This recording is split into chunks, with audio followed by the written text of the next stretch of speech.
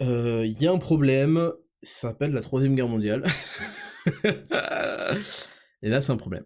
C'est un problème parce que le conflit en Ukraine est volontairement allongé par l'OTAN, donc en gros l'Europe et les États-Unis, l'OTAN qui l'a provoqué, ce conflit, et il est volontairement allongé, ça va bientôt faire 3 ans. Je sais pas si vous vous rendez compte. La jeunesse ukrainienne a été décimée, la jeunesse masculine a été décimée, même bon, plus que la jeunesse, parce qu'en fait ils en sont à prendre des hommes, quel que soit leur âge en fait. L'économie ukrainienne bien sûr a été décimée. Une grande partie des richesses transférées à l'Ukraine, les milliards et les milliards, là, Zelensky et compagnie, est détournée.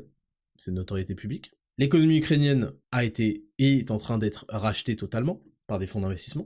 Et la Russie est attaquée avec des armes de l'Union européenne. Ce qui est une déclaration de guerre, en fait, qui n'est pas dite. Il y a eu un vote cette semaine à l'Union européenne par les guignols du Parlement européen qui ont été élus, et on retrouve un certain nombre de députés. Alors, pour le coup, on voit que certains du RN se sont abstenus ou ont voté contre, c'est tout à leur honneur. Une élection pour savoir si oui ou non, il me semble que c'est ça, je vais peut-être pas être précis sur les termes, on pouvait utiliser des armes à longue distance de l'Union Européenne pour attaquer la Russie dans son territoire.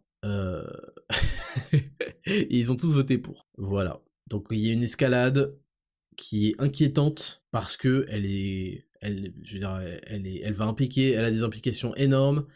Déjà, il y a eu un appauvrissement depuis 2022, depuis la guerre en Russie. Il y a eu un appauvrissement à cause de la crise énergétique liée au sabotage du gazoduc et puis au sabotage des relations économiques tout simplement avec la Russie, qui par contre vend, par exemple, avec des proxys à l'Union Européenne. Elle vend à l'Inde et l'Inde gonfle le prix et revend à l'Union Européenne. Plein de choses comme ça. L'Union Européenne a dû se tourner vers le gaz de schiste américain, qui est extrêmement polluant pour la planète, mais c'est pas le sujet, vous l'avez bien compris.